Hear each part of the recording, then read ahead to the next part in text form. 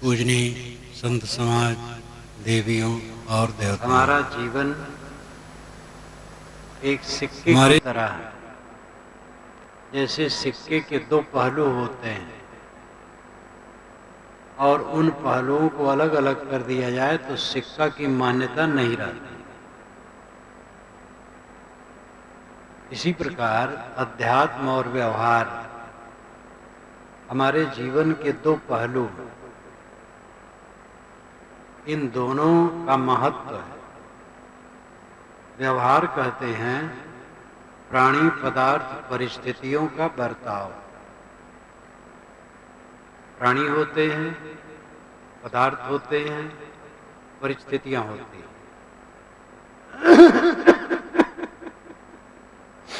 प्राणी सचैतन्य होते हैं, पदार्थ अचैतन्य होते हैं और परिस्थितियां इन सब का एक विशेष रूप, एक विशेष अवस्था होती है।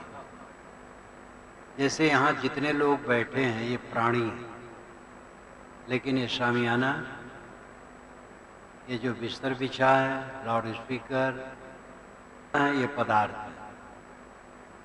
और ये परिस्थिति है 2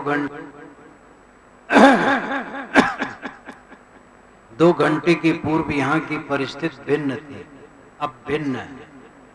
1 घंटा के बाद भिन्न हो जाएगी, रात में भिन्न हो जाएगी। कल यहाँ की परिस्थिति एकदम अलग होगी। प्राणी, पदार्थ और परिस्थिति, ये 3 में से हर आदमी गुजरता है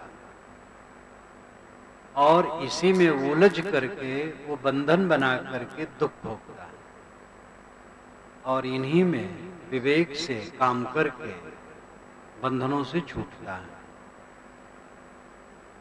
अध्यात्म आत्मा संबंधी, अपने आत्मा का उद्धार करना।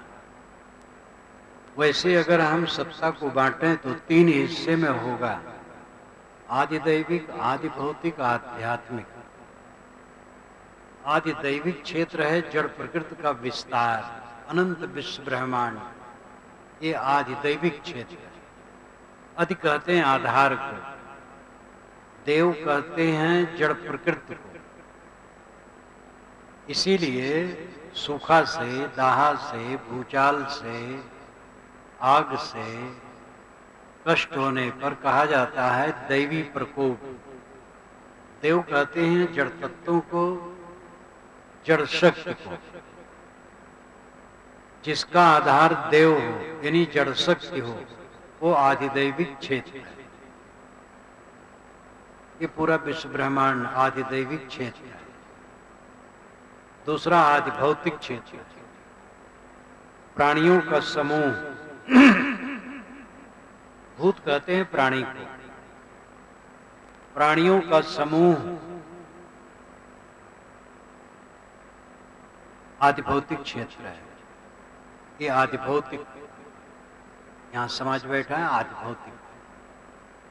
भूत जिसका आधार हो आदि भौतिक, भूत नाम प्राणी। और आध्यात्मिक तीसरा है, आत्मा जिसका आधार हो आध्यात्मिक है। मन, वाणी, इंद्रिय, शरीर, ये आध्यात्मिक है, क्योंकि इससे घनिष्ठ संबंध आत्मा का है। आदि दैविक क्षेत्र अपने नियमों से चलता है। जरा ध्यान दीजिए, दैववाद इतना लदा है कि बिना विचारे पढ़े अनपढ़ सब एक ही हाँक लगाते रहते। पानी कौन बरसाता है? भगवान बरसाता है। एक प्रोफेसर कॉलेज में लेक्चर देता है कि पानी बरसने के जितने कारण हैं वो जड़ प्रकृति के कारण हैं। जड़ प्रकृति के नियम ही कारण हैं। लेकिन जब वो घर में हो और पानी नहीं और फसल सूख रही होती है तो कहता भगवान पता नहीं क्यों नाराज हैं, पानी नहीं बरसा। कॉलेज में लेक्चर देता है तो उसे प्रकृति के नियमों का भान रहता है, घर में उसका भान नहीं रहता। क्योंकि मानसिकता का गुलाम। हर बात में लोग कह देते हैं भगवान की नाखुशी। एक सज्जन ने मकान बनाया, दिखाया, कहा महाराज ये ऐसे बनवाया, वैसे बनवाया, ये बनवाया, वो बनवाया। तो एक जगह दीवार फटी थी, तो कहा गया ये दीवार फट गई कि हाँ महाराज अब भगवान की ऐसी ही कृपा थी। तो जितना बनवाया वो तो उन्होंने बनवाया, और जो दीवार फटी वो भगवान की गड़बड़ी।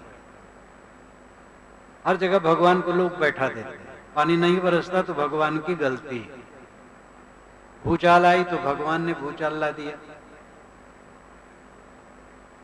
प्रकृति के नियमों को समझो। पानी कोई भगवान नहीं बरसाता, कोई सचैतन्य नहीं बरसाता है, भूचाल कोई सचैतन्य नहीं लाता है। नादिया बैल के सींग पर जमीन रखी है, भूमंडल रखा है। जब एक बैल एक सींग से दूसरी सींग पर बदलता है तब भूचाल आ जाता है। शेषनाग जी अपने फण पर रखे हैं, तो एक फण से जब दूसरे फण पर करते हैं तब भूचाल आ जाता है। तो किसी पुराण में लिखा है कि पाताल में परियां जब जोर से नाचती हैं तब भूचाल आ जाता है। लाल बुझक्कड़ी बकवास। एक ने कहा मेरे खेत में, मेरे आंगन में एक चना का पेड़ है, जब पुरवाई चलती है तो पश्चिम तरफ 100 मन चना झड़ जाता है, और जब पश्चिमी चलती है तो पूरब तरफ 100 मन चना झड़ जाता है, एक पेड़ से। दूसरे ने कहा हाँ भाई होगा, हमारे आंगन में एक मिर्चा का पेड़ है, तो इसमें एक मिर्चा ऐसा फला कि एक नदी जिसका पाट 1 किलोमीटर चौड़ा है, उसी पर मैंने मिर्चा रख दिया है। अब उसी पर गाड़ी घोड़ा टमटम ट्रक सब चल। तो एक ने कहा कि एक मेरे कमरा है, जब प्रलय होता है संसार का तो हर जानवर का जुड़वा उसी में रख लेते हैं और फिर उसी से सृष्टि पैदा कर देते हैं। तो एक ने कहा मेरे एक बांस है, जब पानी बरसना नहीं बरसता है, जरूरत होती है, तो उस बांस से हम बादल को खोद देते हो, पानी बरसने लगता। तो कहे वो बांस कहाँ है? कहे वही आपके कमरे में रखा है। तो ये सब चढ़ा ऊपरी की बात, लंबी चौड़ी बात, बिना सोचे समझे किताबों में भी लिखा है। राजा प्रिवर्त की पत्नी को राजा प्रिवर्त 11 अरब बरस राज्य किए। राजा प्रिवर्त 11 अरब बरस राज्य किए और 100 बरस जीने की कल्पना वेद के ऋषि करते हैं। 100 बरस से ज्यादा वो नहीं कहते, कहीं कहीं 7 कहते हैं, यानी 100 बरस से ऊपर जिए। 100 बरस से ऊपर भी लोग जीते हैं, लेकिन कई 100 बरस कोई नहीं जीता। और 11 अरब बरस राज्य करते रहे। काकभूषण गरुण का संवाद गोस्वामी जी ने उत्तरकांड में मानस में रखा है। तो काकभूषण ने कहा यहाँ बसत मई सुन खग ईशा, बीते कल्प 7 अरु 20। ऐ खगेश, इस आश्रम पर रहते रहते मेरे 27 कल्प बीत गए। 4 अरब 32 करोड़ वर्ष का एक कल्प होता है, ये काल्पनिक है। और ऐसे ऐसे 27 कल्प बीत गए मेरा यहाँ रहते रहते। हर त्रेता में राम अवतार लेते हैं और हर त्रेता में मैं बाल भगवान को, राम को देखने जाता हूँ। आंखों देखा हाल है मेरा। 27 कल्प से मैं यही रह रहा हूँ, इससे प्रमाण और क्या हो। लेकिन आपको जानना चाहिए कि वाल्मीकि रामायण में काकभूषुंड शब्द ही नहीं, काकभूषुंड है ही नहीं। गोस्वामी जी ने हर त्रेता में राम को जन्माने के लिए ये कथा गढ़ी। आप अगर राम कथा का मर्म जानना चाहें तो मेरी पुस्तक पढ़ें, रामायण रहस्य, जिसमें वाल्मीकि रामायण, अध्यात्म रामायण और रामचरितमानस तीनों का तुलनात्मक अध्ययन है। 11 अध्यायों में है और उसमें राम कथा का स्रोत क्या है, ये प्रथम अध्याय है, वेद से मैंने लिया है और सब छान करके रखा है।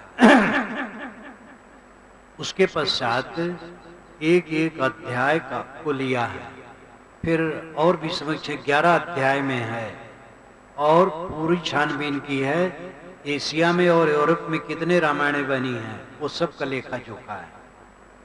उसी कथा में वाल्मीकि जी ने क्या कहा है और अध्यात्म रामायणकार ने क्या कहा और मानस में क्या कहा है, ये मैंने तुलना की है और समीक्षा की। राम कथा का मर्म जानना चाहें तो रामायण रहस्य जरूर रखता है, इन पुस्तकों में वो होगी, अगर बची होगी तो आप ले सकते हैं। तो ये महात्माओं की वाणी, पंडितों की वाणी, ज्ञानियों की वाणी में भी ऐसी बातें हैं जो विचारणीय हैं, मान लेने लायक नहीं है।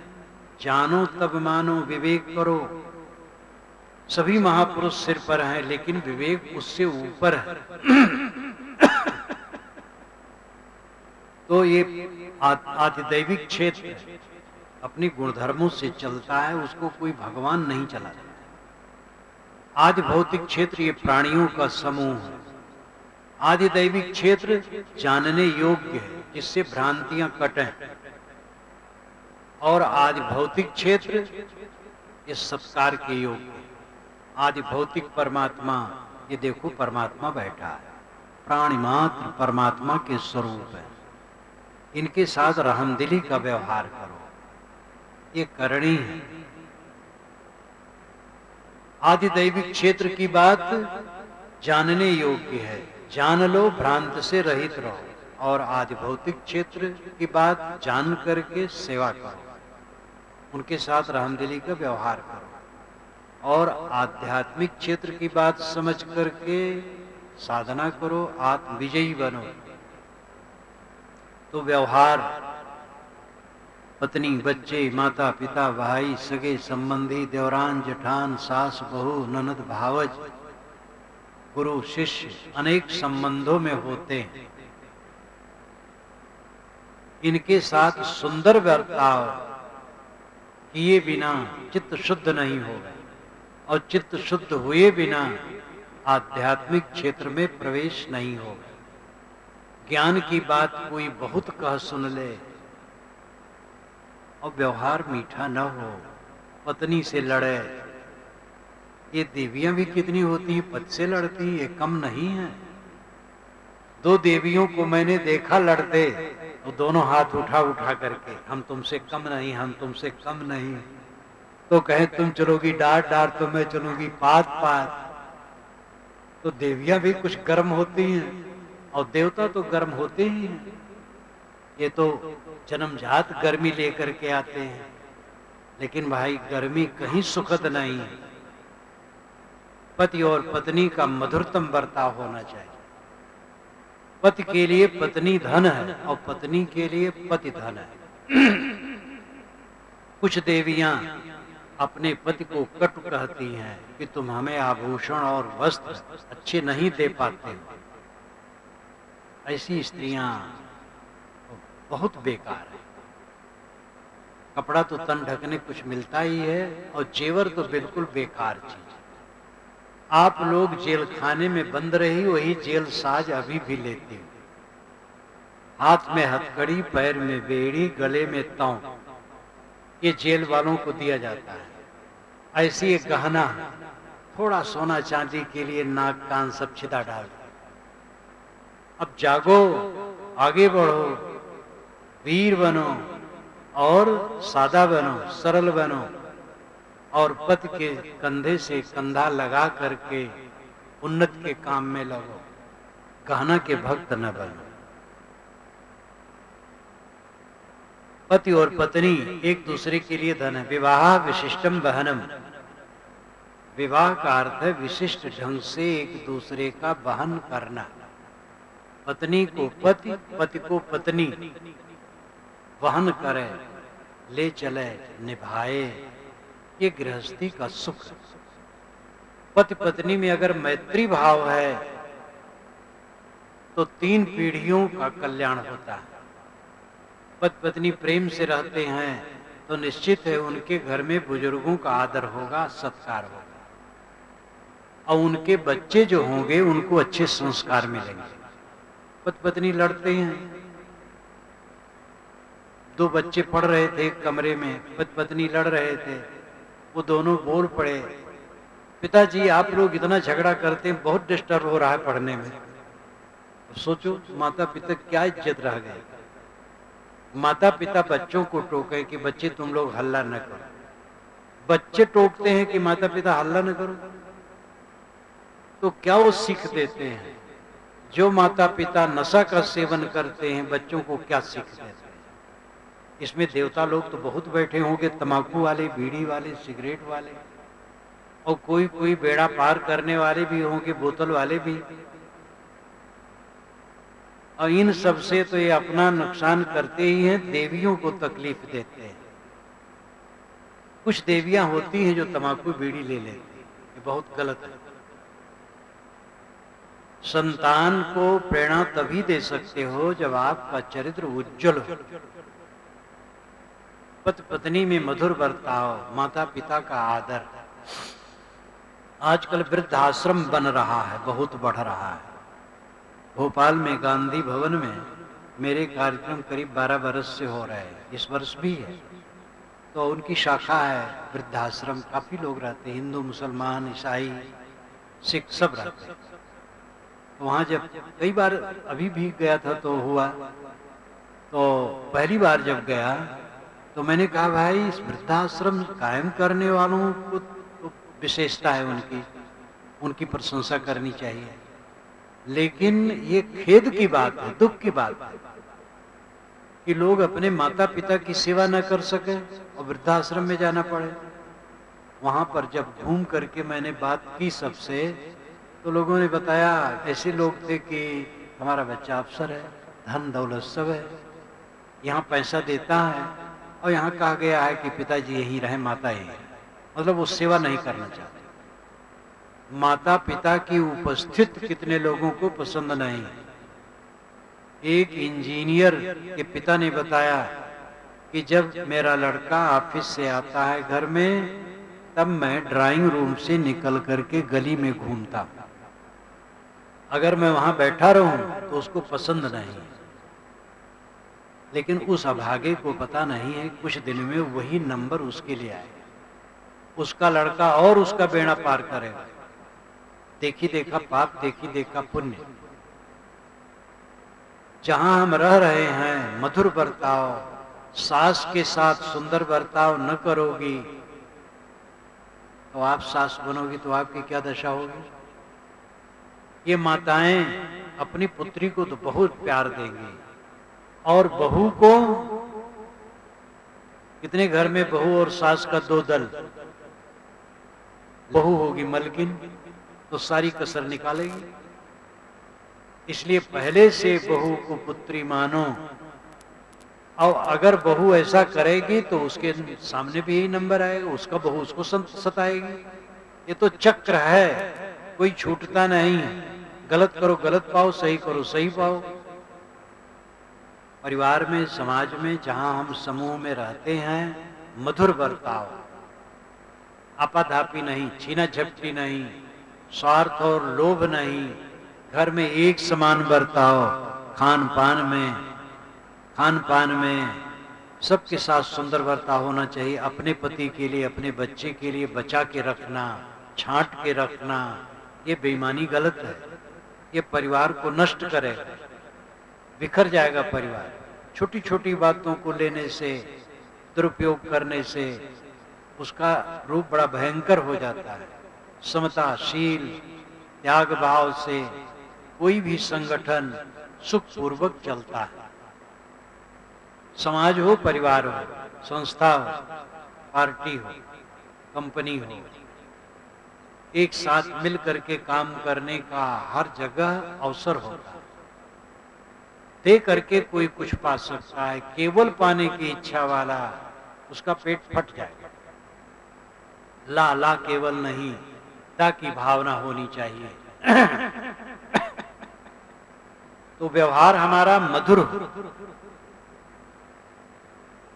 अंडा मांस मछली का बिल्कुल त्याग करो, ये गंदी चीजें हैं, हिंसा से मिलती हैं, गरिष्ठ हैं, रोगमय हैं, घृणित हैं।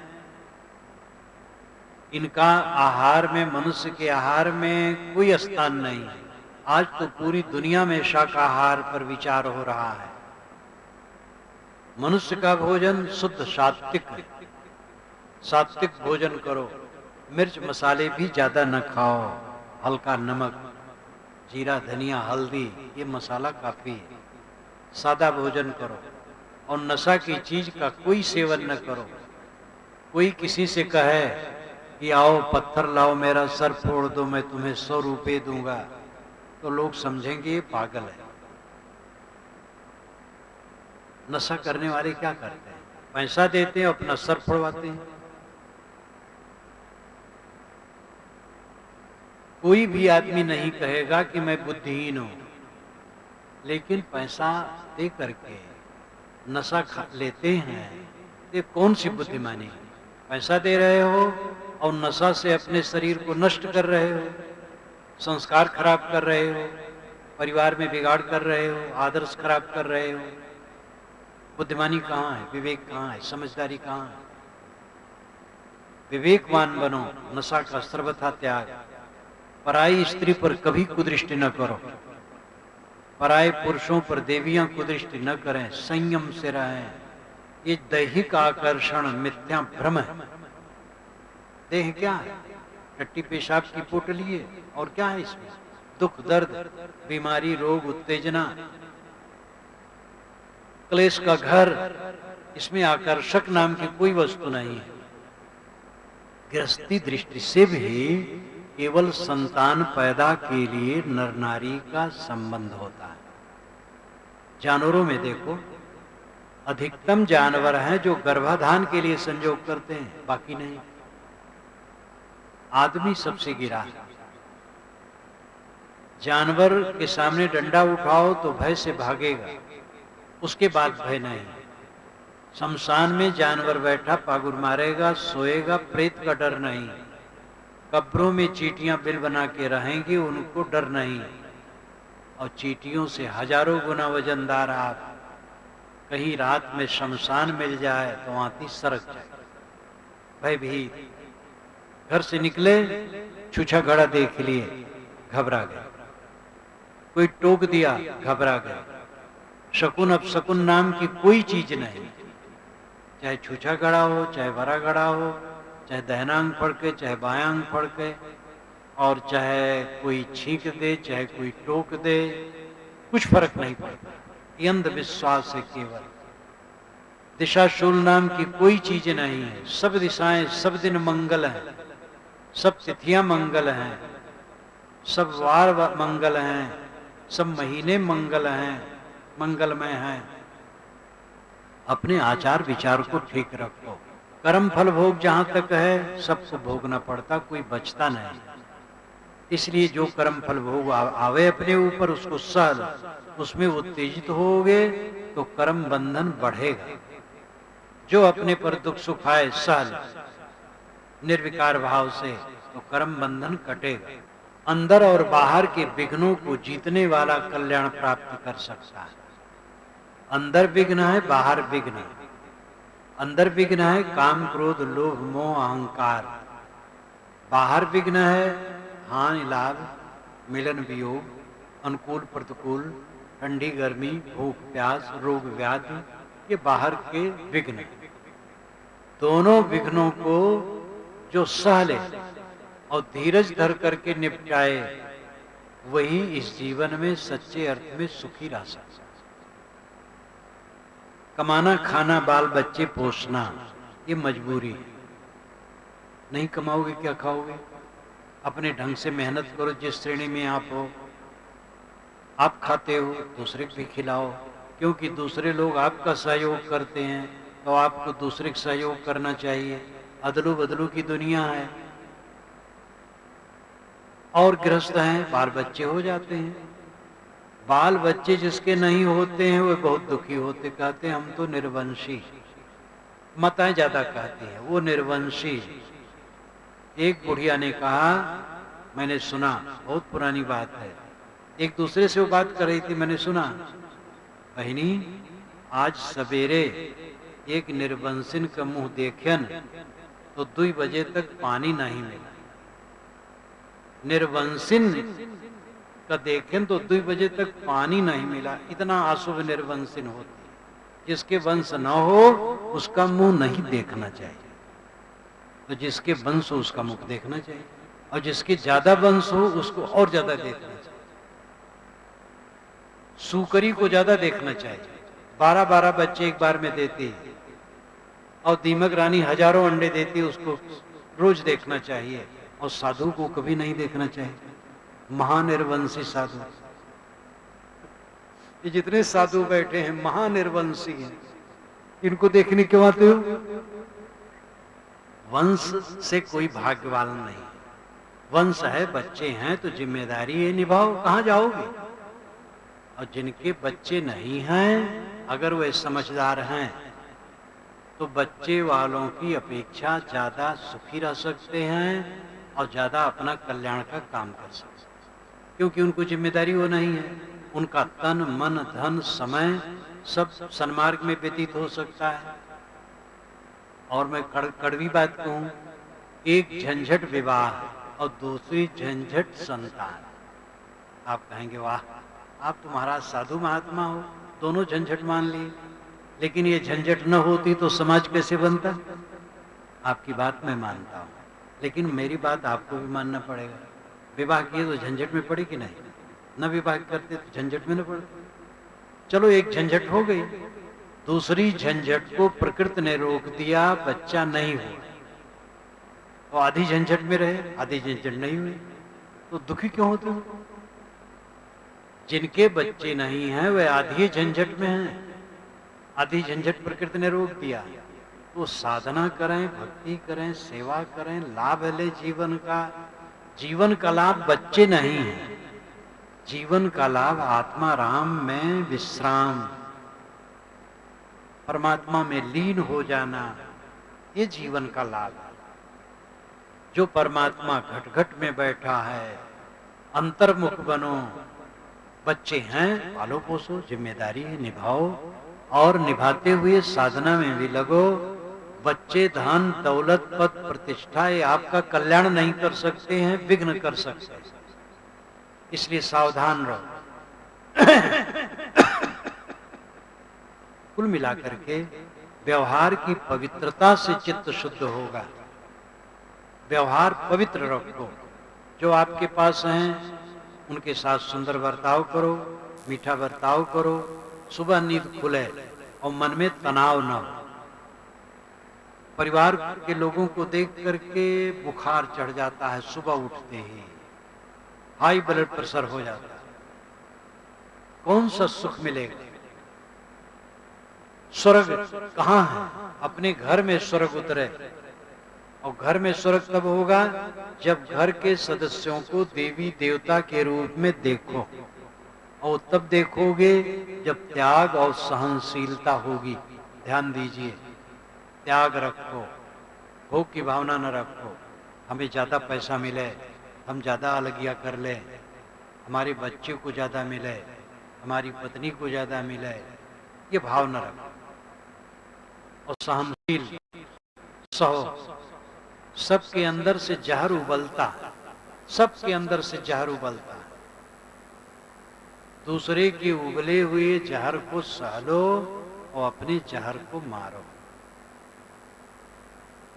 क्रोध आ जाता है, भभक पड़ते हैं लोग, कटु वचन कह देते हैं, और जिनको नहीं कहना चाहिए उनको भी कह देते। पिता डांट दे पुत्र को, कोई बात नहीं, पुत्र ही पिता को कटु कह दिया, ये बड़ा उल्टा हुआ। तो जो मुंह से नहीं निकलना चाहिए निकल जाता है, तो किसी के निकल जाए सहलो, आप न निकालो। दूसरे के जहर को सहलो और अपना जहर मारो। सुख का यही रास्ता। आप कहेंगे कितना सहे? मैं कहूंगा जितना कोई सहावे उतना सहो।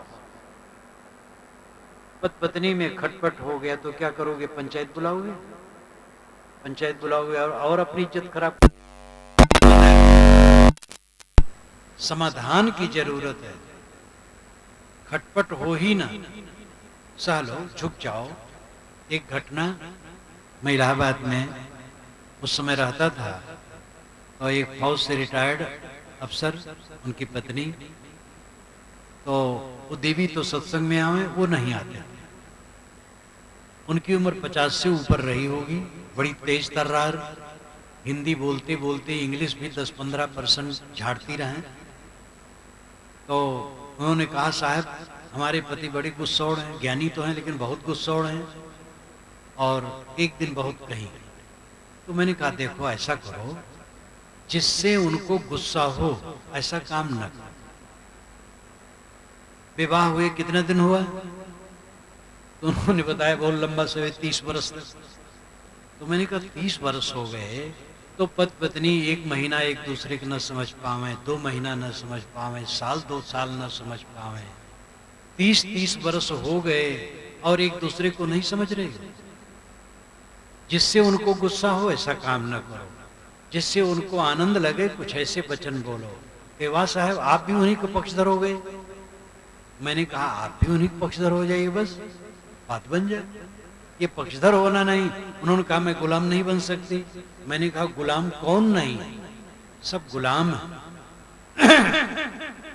सड़क पर बाएं चलने के लिए सब गुलाम है। सब जगह गुरु बैठा है, शिष्य भोजन बना के तैयार किया, शिष्य कहता महाराज भोजन बन गया। अब अगर गुरु कहता नहीं अभी भोजन नहीं करेंगे, 2 घंटे के बाद करेंगे, ये ठीक नहीं। वो गुलाम है, टाइम के पाबंद में शिष्य ने भोजन बना दिया, वो भोजन करे। सब एक दूसरे के गुलाम है। ये गुलामी बुरी नहीं है, ये गुलामी सुखद है। नियमों में चलना, झुक के चलना, विनम्र होके चलना, छोटे बड़े तो अवस्था और मर्यादा की बात है। मूलतः सब जीव समान है। एक छोटा बच्चा है, वो हठ ठान लेगा तो रोता रहेगा, आप परेशान हो जाएंगे, तो उसको भी मनाना पड़ता है। प्रेम का बर्ताव, सहनशीलता। तो मैंने कहा, स्वर्ग कैसे उतरेगा जीवन में? त्याग और सहन गति से। त्याग भाव रखो। महाराज राम ने त्याग दिया राज्य, हमें नहीं चाहिए। भरत भाई को मिले, भरत भाई ने राज त्याग दिया, मेरा राज्य नहीं। ये बढ़िया आदर्श है। कौरव पांडव लड़ गए। 2 महाकाव्य हमारे हैं, एक महाभारत, एक वाल्मीकि रामायण।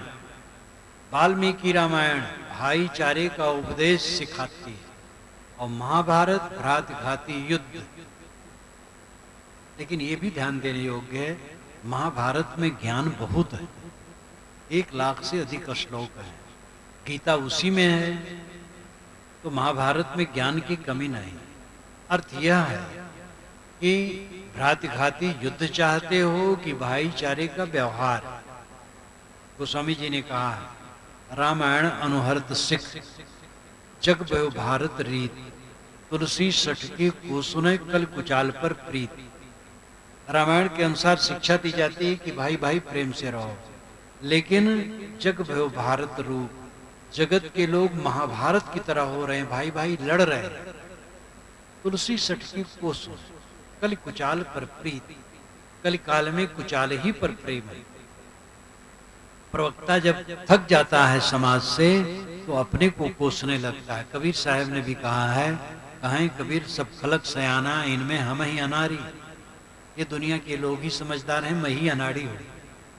समझाते समझाते जब थक गए तो अपने कहने लगते हैं। प्रेम का व्यवहार के बिना स्वर्ग नहीं उतरेगा।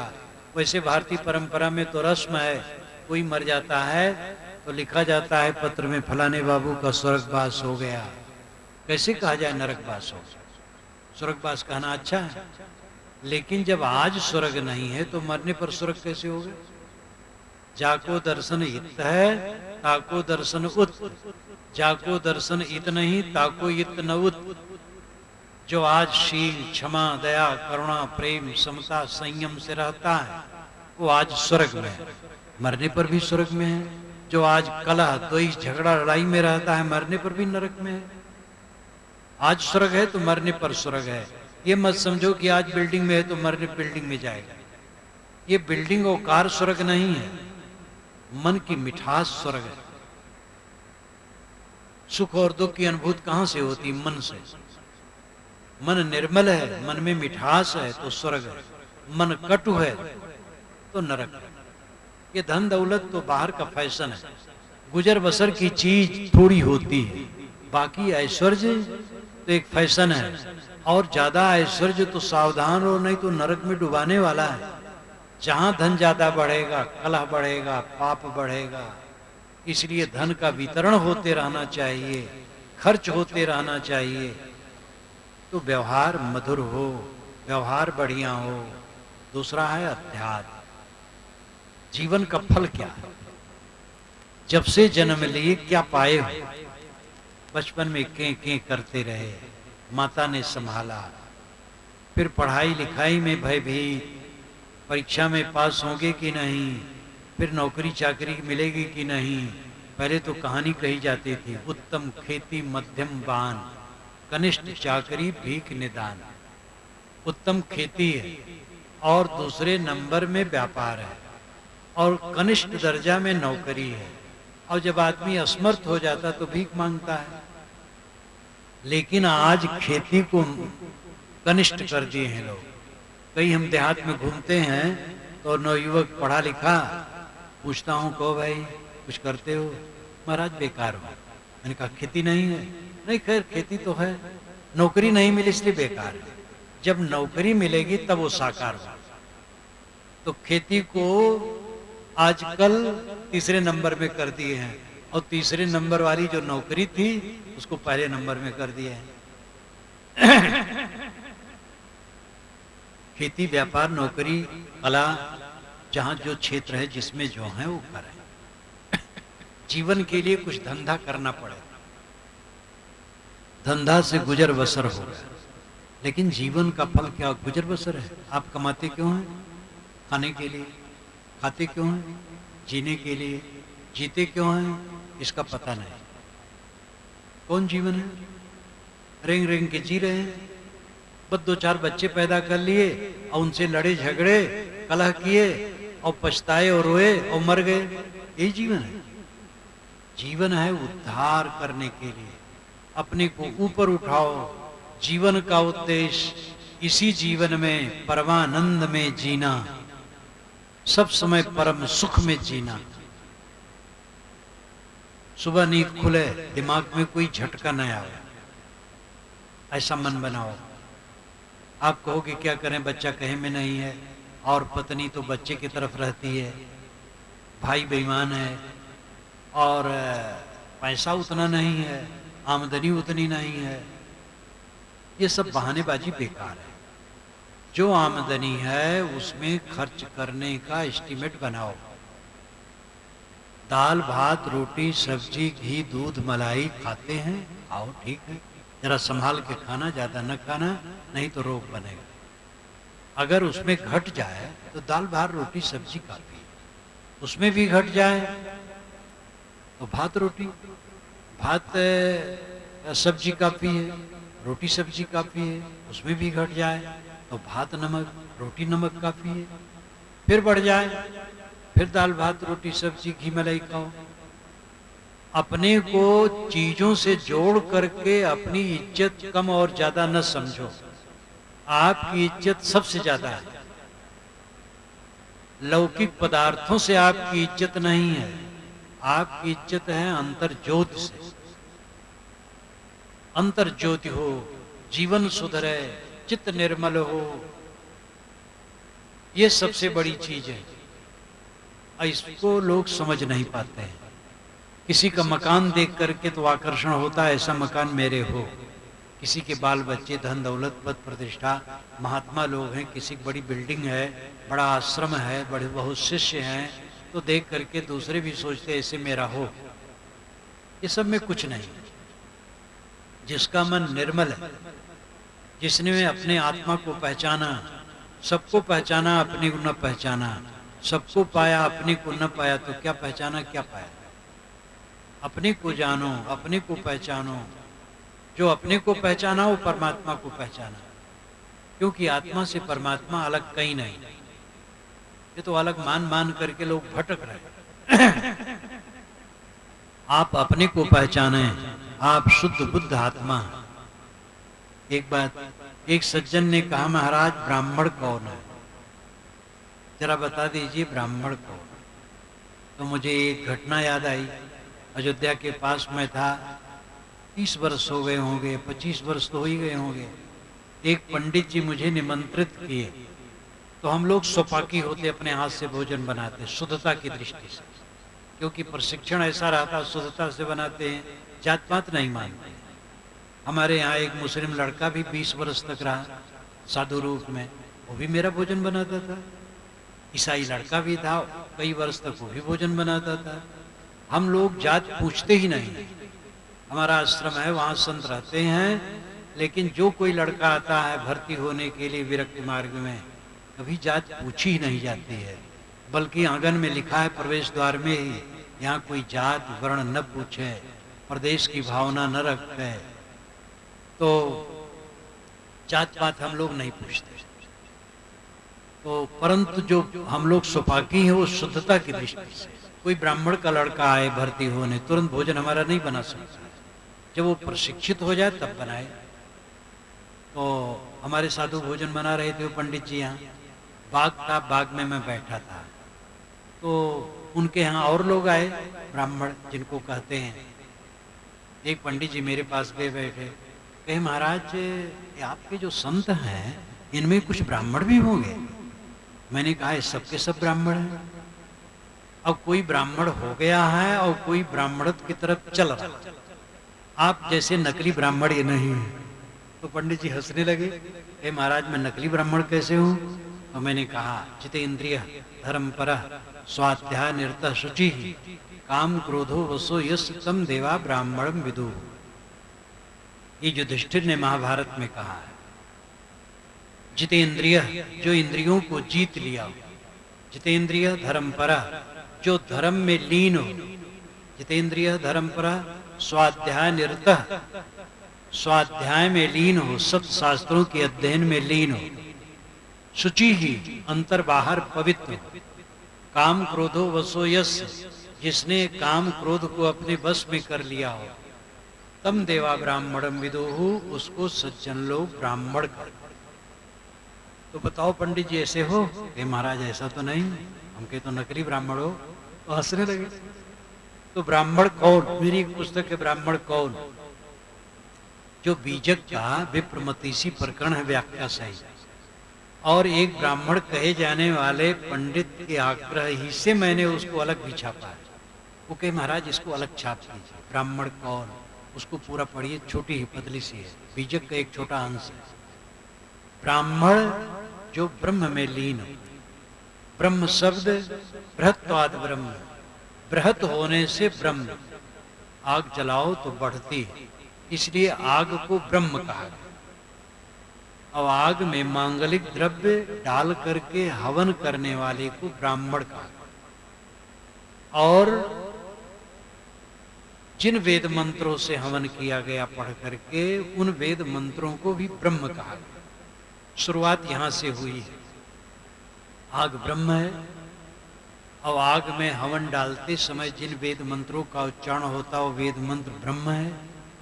जो ये काम करे वो ब्राह्मण है। आगे चल करके आत्मा को ब्रह्म कहा गया। अहम ब्रह्मास्मि, मैं ब्रह्म हूं, तत्त्वमसि वह तू है, अयम आत्मा ब्रह्म, यह आत्मा ब्रह्म है, प्रज्ञानम ब्रह्म, ज्ञान ब्रह्म। उत्तम पुरुष, मध्यम पुरुष, अन्य पुरुष व्याकरण की दृष्टि से होते हैं। उत्तम पुरुष संस्कृत में मैं, मध्यम पुरुष तू, अन्य पुरुष यह, मैं तू यह। अहम ब्रह्मास्मि ये उत्तम पुरुष, मैं ब्रह्म। तत्त्वमसि ये मध्यम पुरुष है। तत्त्वमसि वह तू है, जिस ब्रह्म को तू खोजता है तो खुद है। अयम आत्मा ब्रह्म, यह आत्मा ब्रह्म है। तो अयम आत्मा ब्रह्म ये अन्य पुरुष है। उत्तम पुरुष, मध्यम पुरुष, अन्य पुरुष। लेकिन एक वचन है प्रज्ञानम ब्रह्म, ये सब सार्वजनिक है। ज्ञान ही ब्रह्म है। मैं ज्ञान स्वरूप हूं, आप ज्ञान स्वरूप हो, यह ज्ञान स्वरूप है।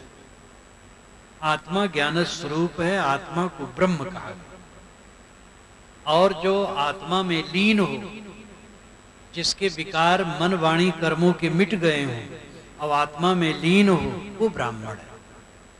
इसीलिए पुराने जमाने में धीवरी पुत्र वेदव्यास जी महाराज को ब्राह्मण कहा गया। आज तो कितना ही कोई विद्वान और तपस्वी हो, उसको लोग ब्राह्मण नहीं कहेंगे। तो हम लोग उदार हैं कि वे उदार थे? महाराज श्री राम ने अपनी शादी कहाँ की थी? सीता जी से। सीता जी के माँ बाप कौन? कोई नहीं जानता। वाल्मीकि रामायण में लिखा है, मैंने रामायण रहस्य में सब लिखा है। रामायण का मर्म जानना चाहें तो मेरा रामायण रहस्य पुस्तक पढ़ें। 3 बार वाल्मीकि रामायण में बात आती है। जनक ने स्वयं कहा है कि मैं यज्ञ भूमि शोधन की दृष्टि से हल चला रहा था। तो जैसे आजकल तालाब खोदना है तो नेता आ गए, 5 कुदारी मार दी, उनकी फोटो छप गई। तैसे जमीन को बराबर करने के लिए राजा सोने का हल चलाता था थोड़ा, फिर पब्लिक बराबर करती थी।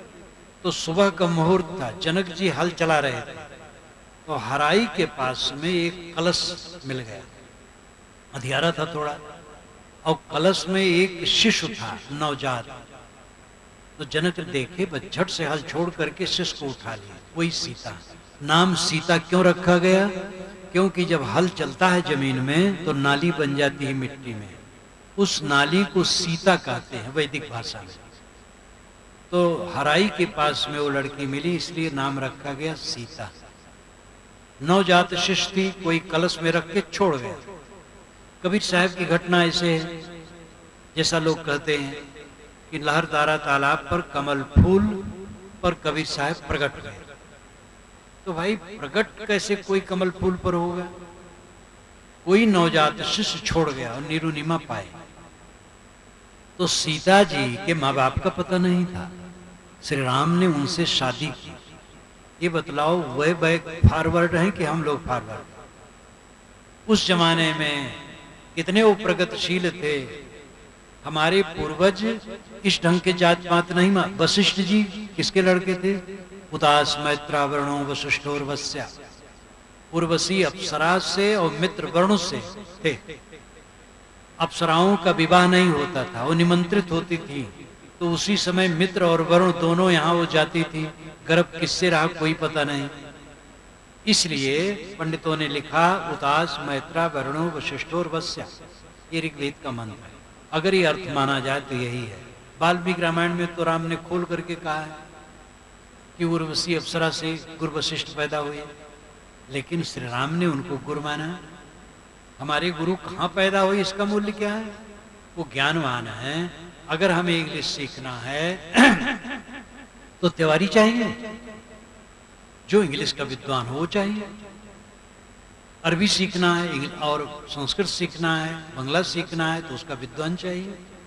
तो राम ने वशिष्ठ को गुरु माना, जो उर्वशी अप्सरा से पैदा हुए। वेदव्यास के पिता पराशर थे, जो भंगिन से पैदा हुए थे। उनके पिता शक्ति थे और उनके पिता वशिष्ठ। एक बात पर ध्यान दीजिए, वशिष्ठ और वेदव्यास में लाखों वर्ष का अंतर मानते हैं और कुल 4 पीढ़ी है। वशिष्ठ के पुत्र शक्ति, शक्ति के पुत्र पराशर, पराशर के वेदव्यास। 100 वर्ष के अंदर कुल 4 पीढ़ी 100 वर्ष के अंदर होती है। तो इस पर भी आप लोग कभी सोचिएगा। इसलिए हमारे पूर्वज उदार थे, वो जात पात की ऐसी घृणित भावना में नहीं थे। इतरा नाम की दासी थी, उसका पुत्र महिदास, जिसके नाम से इतरे ब्राह्मण है, ऋग्वेद का ब्राह्मण। मैंने जगह जगह इतरे महिदास का उदाहरण दिया है अपने ग्रंथों में। वो शूद्रा के पुत्र थे, लेकिन ऋग्वेद के ब्राह्मण ग्रंथ के वे रचयिता माने जाते। उनको फुरा, ऋग्वेद ब्राह्मण फुरा अनुभव हुआ। पहले जमाने में ये संकुचितता नहीं थी, छुआछूत नहीं थी, ऊंच नीच की भावना नहीं थी। जो आत्मज्ञानी हुआ वो ब्राह्मण। और आज भी आप लोगों को यही सोचना चाहिए। तो ब्राह्मण कौन? एक प्रश्न आया था। ब्राह्मण वह है जो आत्मा में लीन है, मन वाणी कर्म जिसके निर्मल हैं और आत्मलीन है वो ब्राह्मण है। अंतिम बात, अपने अपने कल्याण की बात सोचो। शरीर रहने वाला नहीं है। अंतिम दिन को देखो, करो रे मनवा दिन की तदबीर। कौन ध्यान देता है?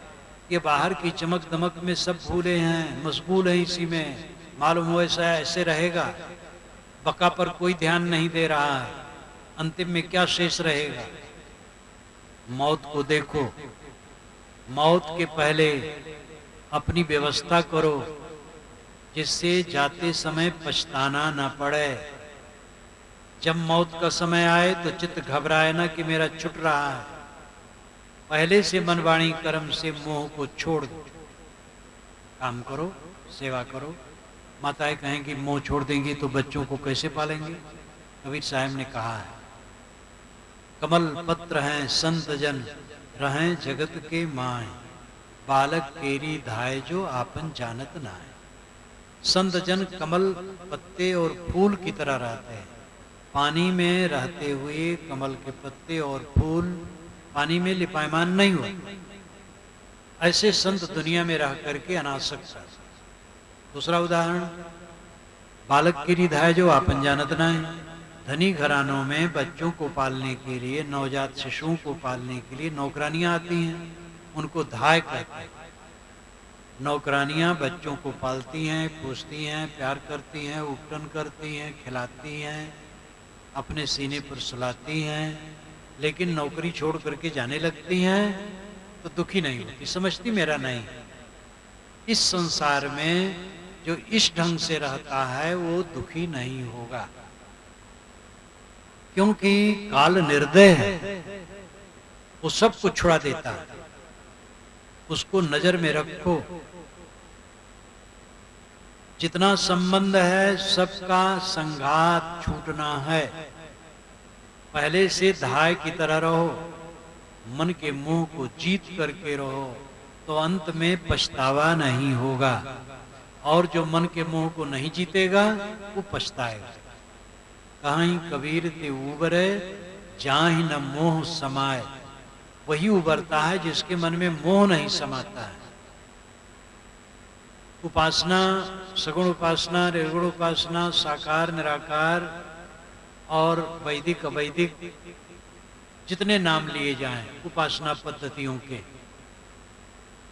सभी उपासना पद्धतियों की रीढ़ है अनासक्त निर्मोहता। बिना निर्मोह हुए कोई किसी साधना में सफल नहीं हो सकता। निर्मोह क्यों होना चाहिए? आसक्ति क्यों मिटना चाहिए? क्योंकि सब छूटने वाला है।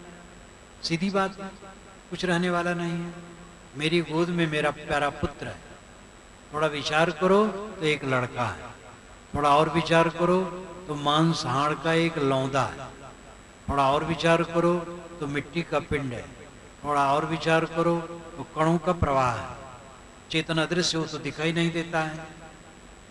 विचार करते जाओ, चीजें खोती जाएंगी। हमारे बचपन का क्या है? हमारे बचपन का जो कुछ है कुछ नहीं है।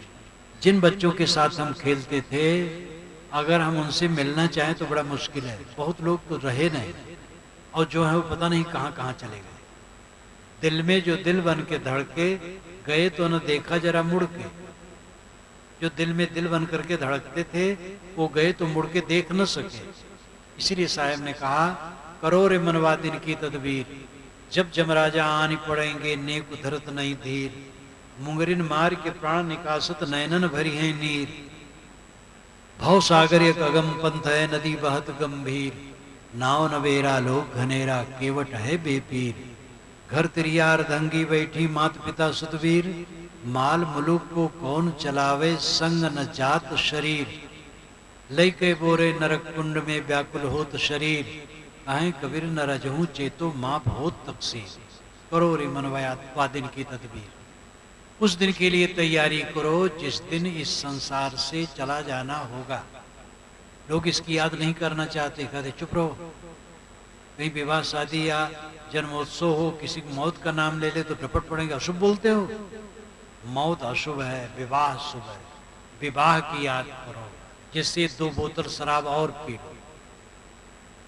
विवाह की याद करो कि मौत की याद करो, जिससे कि नशा उतरे। आज तो धनी लोग विवाह दिवस मनाते हैं, बूढ़े बूढ़े विवाह दिवस मनाते हैं।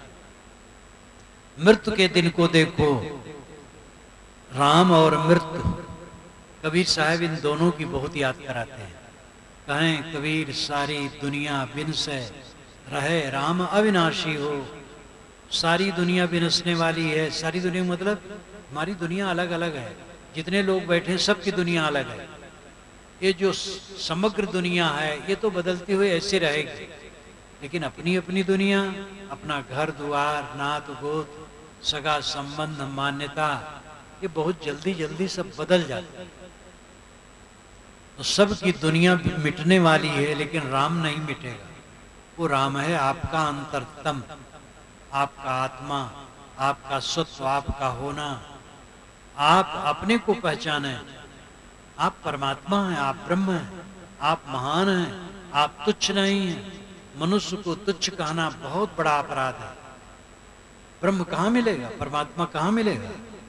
ये सब घट घट में जो बैठा है, घूंघट के पट खोल रे तो को पीऊ मिलेंगे। घट घट में वही साईं बसत है, कटुक वचन मत बोल रे। धन यौवन का गर्व न कीजे, झूठा पचरंग चोल रे। शून्य महल में दियना वारी ले, आसन से मत डोल रे। जोग जुगत से रंग महल में, पी पाए अनमोल रे। कहें कबीर आनंद भयो है, बाजत अनहद ढोल रे। इस शरीर के अंदर में जो बुद्धिवृत्ति है वो परमात्मा पद को पाना चाहती। साहब कहती है, ऐ बुद्धिवृत्ति तू पर्दा हटा दे, घूंघट का पट खोल दे, अविद्या मोह का पर्दा हटा दे। पीऊ परमात्मा आत्मा तो तेरे अंदर बैठा है। न पातालम न च विवरम गिरिणाम, नैवांधकारम कुक्षयो नोदधीनाम। गुहाजस्याम निहितम ब्रह्म शाश्वतम, बुद्धिवृत्तिम अवशिष्टाम कवयो वेदयन्ते। ब्रह्म कहाँ बैठा है? न पातालम, वो पाताल में नहीं। न पातालम न च विवरम गिरिणाम, न तो समुद्र की खोह में। न पातालम न च विवरम गिरिणाम, नैवांधकारम, न अंधकार में है। कुक्षयो नोदधीनाम, न समुद्र के पेट में है। बुद्धिवृत्तिम अवशिष्टाम, जो बुद्धिवृत्ति में बैठा हुआ है। कवयो वेदयन्ते, विवेकवान कहते हैं वहां ब्रह्म बैठा है तुम्हारी बुद्धिवृत्ति में। तुम्हारी बुद्धि का संचालक कौन कर रहा है? तुम खुद कर रहे हो। तुम ब्रह्म हो। तुम अपने को तुच्छ मत समझो। इंद्रियों और मन की गुलामी से क्लेश है। इंद्रियों और मन की गुलामी जितना छोड़ो, ब्रह्म स्वरूप हो जाओ। जितना आदमी विषयों में डूबेगा उतना दरिद्र रहेगा। दरिद्रो सत संतुष्ट कृपणो योजितेन्द्रिया, गुणे सुशक्त धीरी सो गुण संगो विपर्जया। ये श्रीमद् भागवत में कहा गया। दरिद्र कौन है? जो असंतुष्ट है। कृपण कौन है? जो जितेंद्री नहीं है। गुलाम कौन है? जो इंद्रियों का दास है। ईश्वर कौन है? जो इंद्रिय मन को जीत लिया। अपने आप को पहचानो, सहन गति रखो, त्याग रखो, सह लो। सहने वाला अमृत हो जाता है। गंगोत्री से पत्थर टूट के चलते हैं और टकराते टकराते जो चिकना हो जाता है उसको लोग भगवान मान करके पूछते हैं, और जो रेत बन जाता है वो बेकार हो जाता है। ये उदाहरण है। इस दुनिया में सर्वत्र टक्कर है, सर्वत्र सहना है। इसमें सह करके अगर प्रसन्न चित्त हो करके चिकने बने रहोगे, प्रसन्न रहोगे और टूटोगे नहीं तो देव हो जाओगे। टूट गए तो रेत हो जाओगे। सहना एक को नहीं, सबको सहना। राजा बादशाह, साधु गृहस्थ, धनी निर्धन, सबको सहना है। सब जगह से जीताओ, अपने घर में सहना पड़ेगा। एक बड़े अहंकारी सज्जन बड़े बोली कहे मैं घर बाहर सब जीत जाता हूं, मेरा लड़का ही मुझे हरा देता है। तो ये संसार ऐसा है कि हर जगह सहना, सहन रखो, शील का व्यवहार रखो, त्याग भाव रखो, संयम से चलो, अपने को संभालो, अपने को पहचानो। इस जीवन में रहते रहते ऐसा जीवन जियो कि नींद खुले और मन में अशांति न हो। दिन भर का काम आनंद पूर्वक करो, शाम को बिस्तर पर जाओ, सुख से सो जाओ, सुख से जियो, सुख से मरो। सुख से जागना, सुख से सोना, सुख से जीना, सुख से मरना, ये जीवन का फल है। बहुत धन पाया, सोते दुख, जागते दुख, जीते दुख, मरते समय हा हा करके मर गए, क्या मिला? जीवन उसका सफल है जो सब समय आनंद कंद रहे। वो आत्मशोधन, आत्म सुधार से होगा। आप लोगों को धन्यवाद देते हुए मैं अपनी वाणी को विराम देता हूं।